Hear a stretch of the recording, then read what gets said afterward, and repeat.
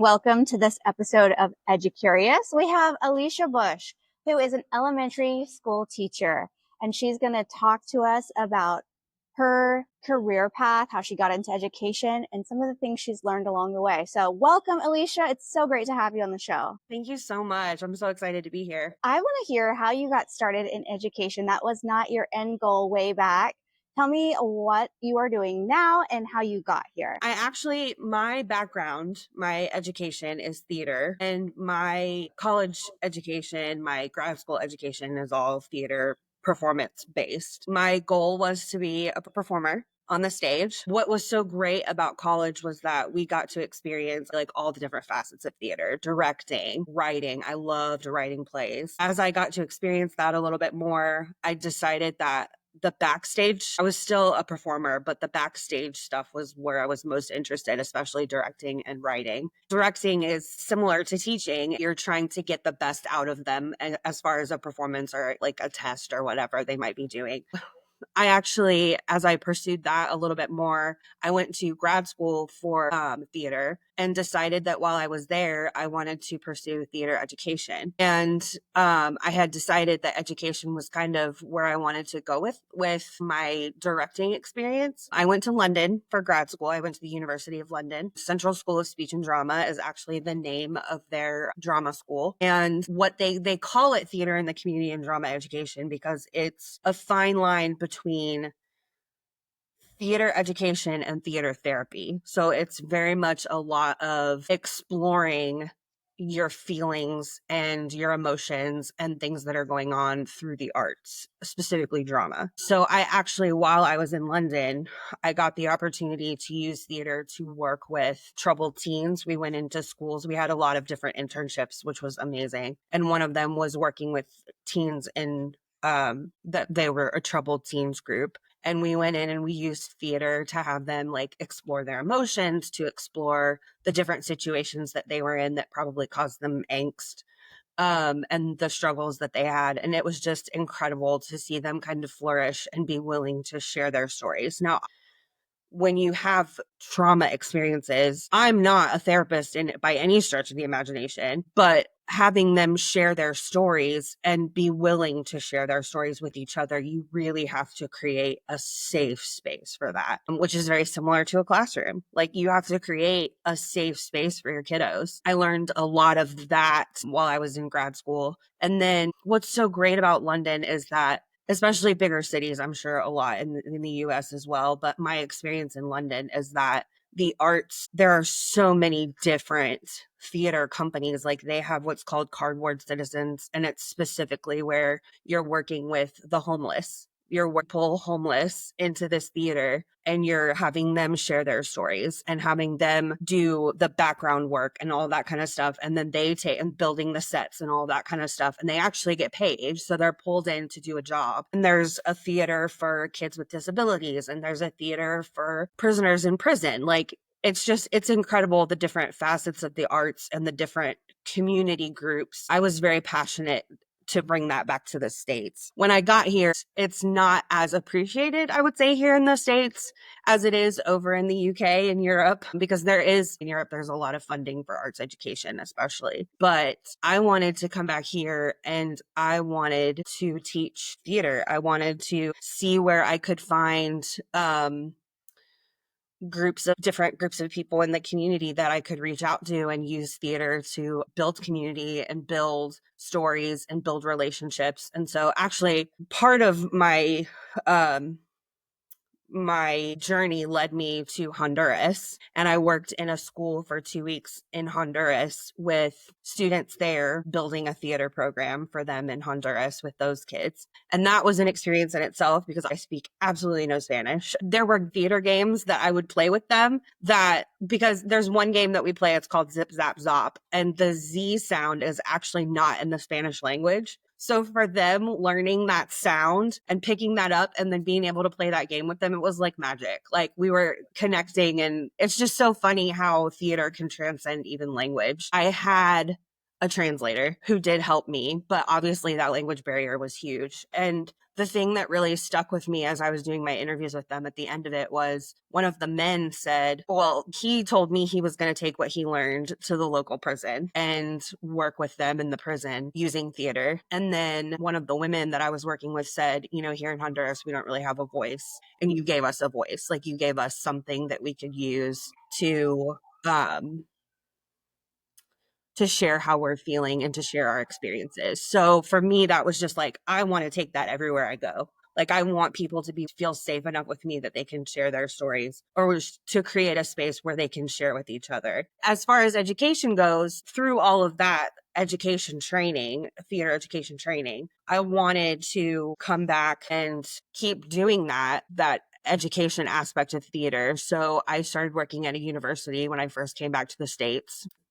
I taught speech and I taught some theater classes with the college age kids. And when my time was up there, I just kind of decided I really want to keep pursuing this. And both my mom and my sister actually work at a local elementary school. And they were like, well, why don't you come? We work at a school of the arts. They don't have theater. It might be something that you could pursue one day. So just come and get your feet wet in elementary. The principal there took a chance on me and let me completely start a theater program, and then decided I kind of wanted to get back into the classroom. But I definitely use what I've learned in theater, and I still use it in the general ed classroom every day. I want to hear how you do take those skills, the breaking down barriers, the transcending language or communication or ability levels, how you use that core, that passion in your general ed classroom now. The kids come with a lot of personal baggage, a lot of things that doesn't have to do with the teaching them English or math or anything like that. Like,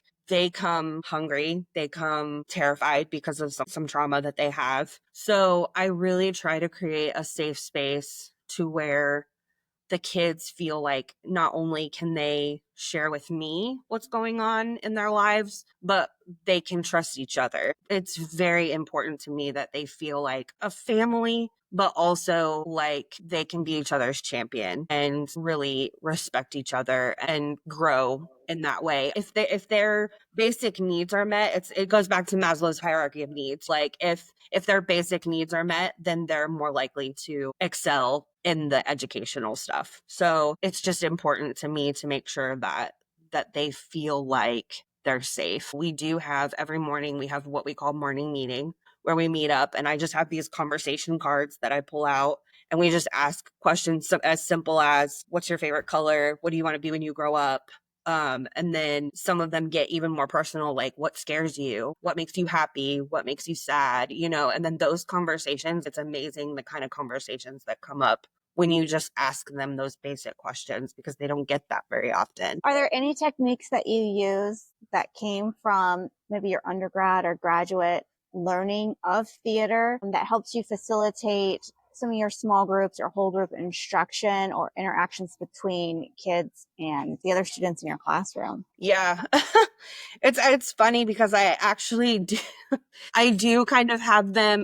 If you're teaching ELA, the first thing that comes to mind is readers theater. I use the readers theaters a lot. You have to give them like what they're looking at, because they've never seen a script before where it's broken down into characters. So you have to kind of explain to them, like, okay, well, when you see this person's name, that's when you speak. It's fun to kind of get them used to that format, that format on the page, but also they really connect. They realize that as they're reading these characters, they're connecting to these characters, and they make connections to, oh my gosh, this character felt that way. Well, I felt that way when this has happened to me. Or like, so you can have these even deeper conversations about theme and their own personal experiences with that theme. So readers theater is one big thing that I still use in the classroom, but also I'm really big advocate for writing. I love writing. I used to write plays and stuff a lot. A lot of times if kids would come to me and they're like, my dad's on the road, I really miss him. And I'll say, why don't you go over there and why don't you just take a second, go to my back table, and here, what color construction paper do you want? And they pick their favorite color or their dad's favorite color. And it's just, write them a letter, write them how you're feeling, write them, just connecting to those feelings and getting them on paper. And usually they're willing to share how they're feeling and you build that relationship in that way too. I definitely still use some of those strategies. And I've even gotten to the point in some of my classrooms where if this student is getting out of hand, like, we have a conversation of, okay, why are you feeling this way? Show me on your face, like, what it looks like to be angry. Now show me what it looks like to be happy. Show me what it looks like. Having them go through these different emotions, and then it almost kind of calms them down a little bit because they're connecting to their feelings and they're figuring out how to express them physically, but also in a safe way. Those are definitely the kind of things that I'm still using even in the gen ed classroom. Unpack the writing part a little bit for me. I can appreciate writing. I think it's part of, like, you read, you breathe in, you write, you exhale. It is part of that whole process. Do you have background information or maybe some classes that you've taken that have taught you about the importance of different learning styles and how writing can encompass a variety of those? Like, how do you see that in practice where students are able to synthesize information and get it out to where it is a part of the learning process? It goes back to like the kinesthetic learner or the musical learner or anything, like the styles of learning, the different styles of learning. You don't always have to have them right. I've actually had kids who are like, Miss Bush, I'm in a really bad mood. Can we play this song on your Alexa? It's been so powerful to see like the different ways that they're willing to express themselves. Like some of them are, I've had this one little girl who was just an incredible artist. And whenever she had these feelings, she would say, Miss Bush, I just need a piece of paper so that I can draw this out. And I'm like, absolutely, girl, like go for it. And I give her a piece of paper and she just draws like this incredible like forest scene. And then she'll write a story to go along with it that has to do with not at all, it's not her. She's not in the story, but she's writing a story about a little girl who's running through a dark forest. And like, she's like, Miss Bush, like, this is how I feel right now. Like this little girl is really struggling. And that's how I feel. And I'm like, oh my gosh, like these kids want to share. They want to be heard. And for them to do it in such an artistic way, whether it's through music or if they want to write, like I do have kids who just want to write stories or letters to their family or even letters to me. There are so many different ways that the arts can be used to express yourself. And I've seen that a lot in the classroom. So to just continue on that thought, tell me in your personal opinion why you think the arts in general is so vital to students' learning achievements. You might not directly be impacting that math grade or the reading grade unless you teach that, but how does that impact students' overall success? I really do firmly believe that when they have a grasp on how they're feeling, when they feel safe, when they feel like you understand them, when they feel like they're being understood by their peers, I feel like the arts is incredible for that, giving them that outlet. And I really think that, like I've said multiple times, like if they feel safe, then they're willing to perform or they feel more comfortable or more open to what you're teaching them as far as math and science and social studies and reading and all of that kind of stuff. So I wish I had actual like statistics because I know for a fact that the arts just open up this world for them that not only can they explore, but they can also share and really use that to connect with the regular subjects taught in school. So I want to switch gears just a little bit and talk about your educational journey, attending your elementary, middle, high school. I think it's so brave that you were able to go overseas to a college. Not many people, one, think that's feasible or get the opportunity or want to do that. Tell me about your milestones or how you got there or what process you used to go after your dreams. I've always been a traveler. I grew up in Florida, but I didn't want to stay in Florida for college. Even at that age, 18 years old, when you want to go off to college, I wanted to go away. I wanted to explore. I wanted to see new things and experience new things. I actually went to Indiana for college and lived there for a couple of years after that before I went to London. But while I was there, I was like, after graduation, I thought the world is literally my oyster. Where can I go from here? And what can I do to explore even further the arts in a new way? I started researching different programs, and I actually looked. Applied theater is not something that I had heard of before, but they have several programs here in the States. I had looked at NYU. And I just kind of started looking overseas, especially in London, because I knew London is a huge theater community. When I found the applied theater program over in London, I was like, there's no question, I have to do this. I did apply for student loans, and it just worked out that I was able to go over there. The program was for a year, so I lived over there for a year. And then I had to do my thesis project, so I went to Honduras for 2 weeks to do that, and then I came back to the States. I've always had this need to travel and to experience new things and experience new.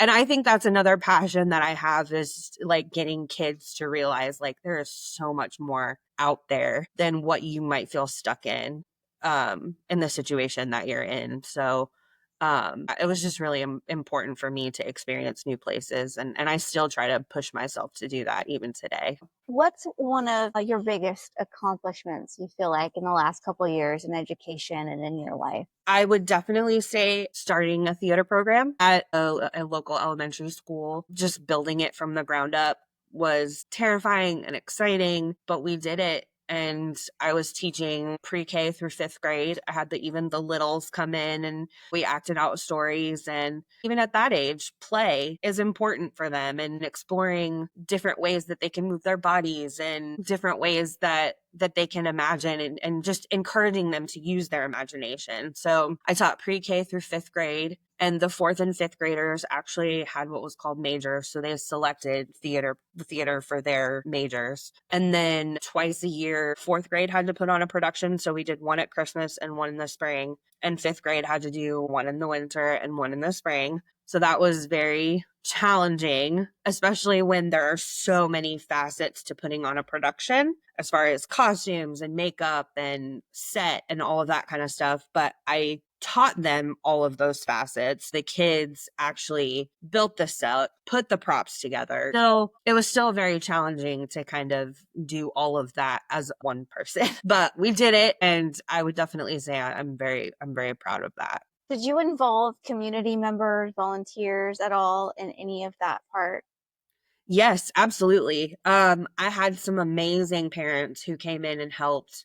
There's the local theater that I'm involved with, that I do shows with. They gave us some materials and some props that we could use for our shows. We pulled that in, and that was really great too, because the kids had actually never heard of our local theater, and the fact that they do a kids show every year for their season, so it connected the kids to the local theater. Our local arts center helped us out a lot with materials, and just with by advertising and that kind of thing, getting the word out for people to come and see our shows. But we also had some parents who are super talented. I had one parent who used to be a professional cosmetologist. She came in and did our hair and makeup. We did Alice in Wonderland one year, and she came in and did some incredible hair and makeup for the kids. It was awesome. It was almost the character in itself was the hair and makeup.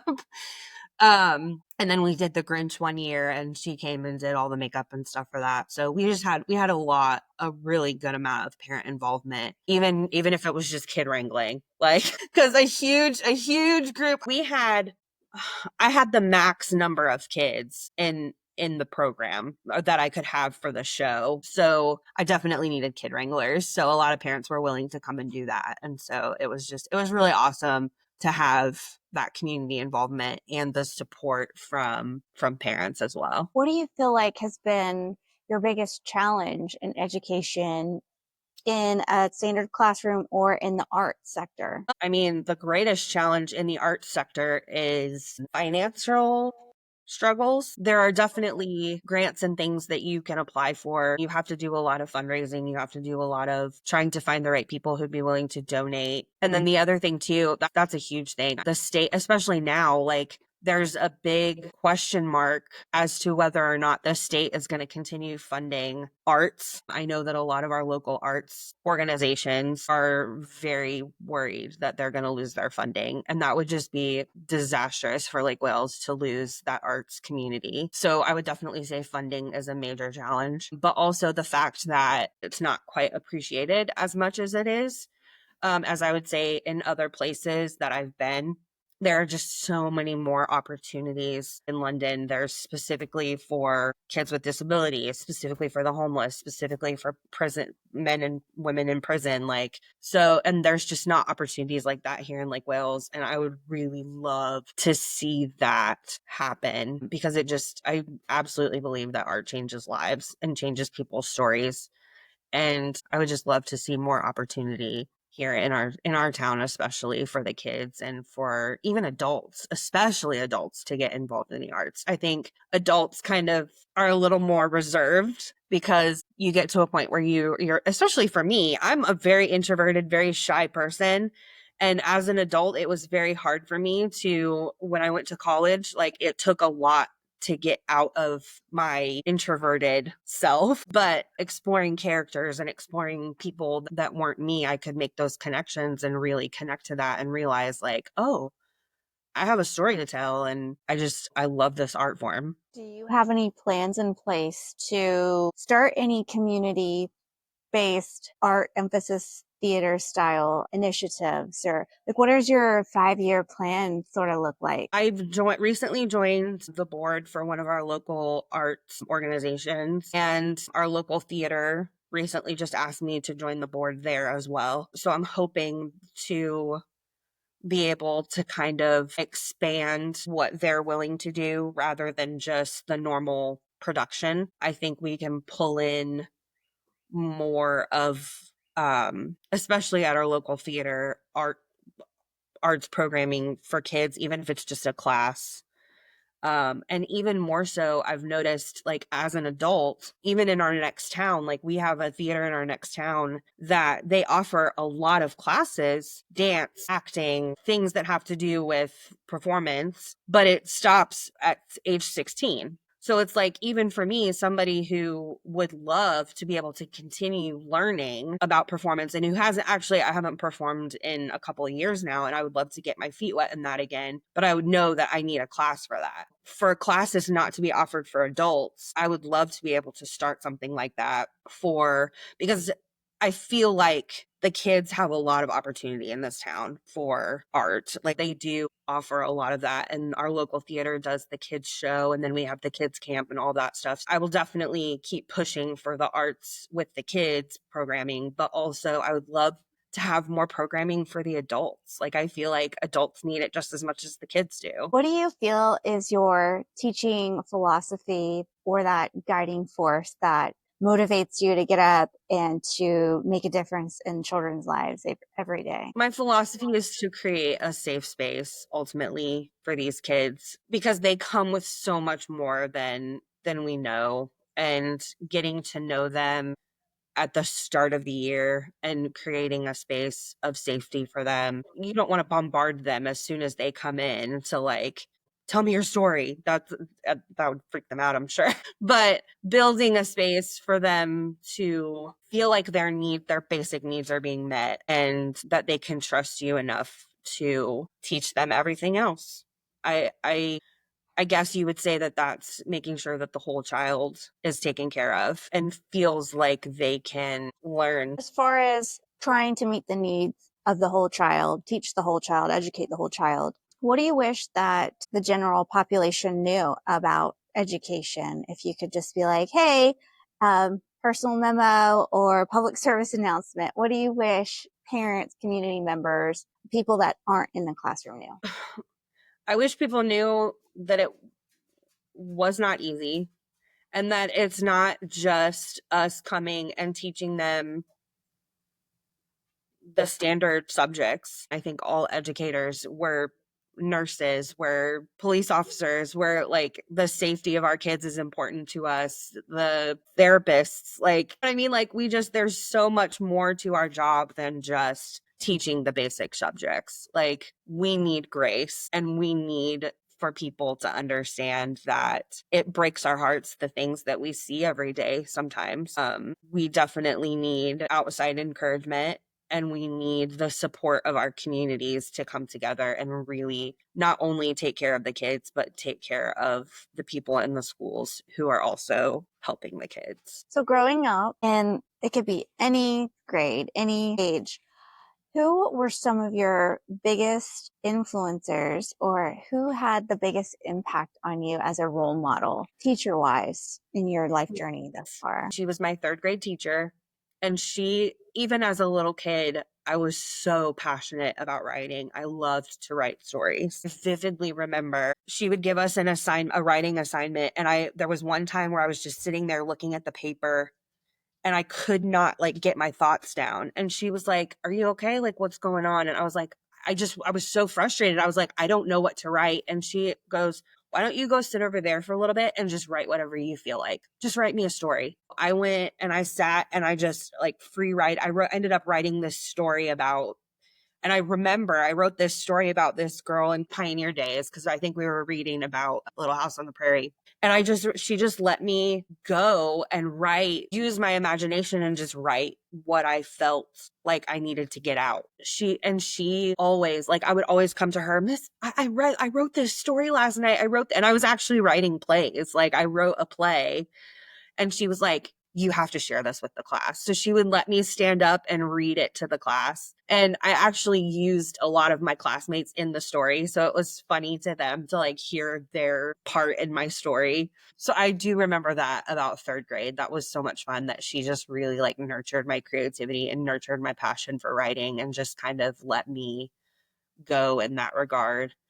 And then also a high school teacher that I had, she was my AP English teacher, but she was also the drama sponsor at our school. She taught the drama club and I did a lot of plays with her. She kind of sparked my interest in the theater and the arts and performing, especially because I did a lot of performing when I was in drama club in high school. So definitely those two teachers really. And my high school teacher, she was so just abstract in the way she taught us. I remember when we were learning about Fahrenheit 451, but we actually had to create our own. We got into groups and we had to create our own utopian societies. And then I think it was our principal, some other person from our local community, and then it was her, and they were at this long table and we had to go in and present our utopian societies, and they would ask us questions about like, well, how would this function if you have this and all this, and it really like made us think.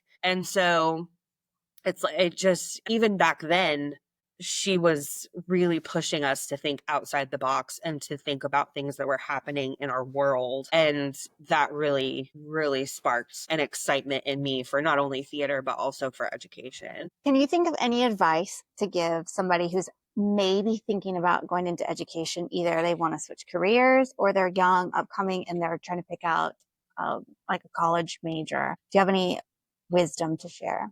I would definitely say, I mean, especially as someone who changed careers because I wasn't a teacher from the get-go, it's challenging, but if you're considering it, it's definitely worth it. And there are definitely programs out there that can help you get your certification, use your resources to find those programs and to get the background education that you need. Because for me, I went through the Florida Teachers of Tomorrow program. I took education classes for a year so that I could get my certification, even though I didn't have that background. So there are definitely programs out there for that. And I would just say, don't let it stop you that you don't have that background. You definitely can use things that you have experienced in life to help you with, like for me, who would have thought that, this theater performer from Indiana could come in and be a teacher. Like I never would have thought that for myself, but it's definitely possible. So just go for it. Well, Alicia, thank you so much for spending time with us. I love learning about the arts and theater and how you're infusing it into your classroom today. Fascinating, not something I'm very familiar with, but my daughter has said before, your class has been one of her absolute favorites of all time. Oh, of course. Thank you so much for having me. And thank you for tuning into this episode. Whether you're a teacher, a parent, or just EduCurious, join the community as we explore various educational topics and learn from each other. We'll see you next time.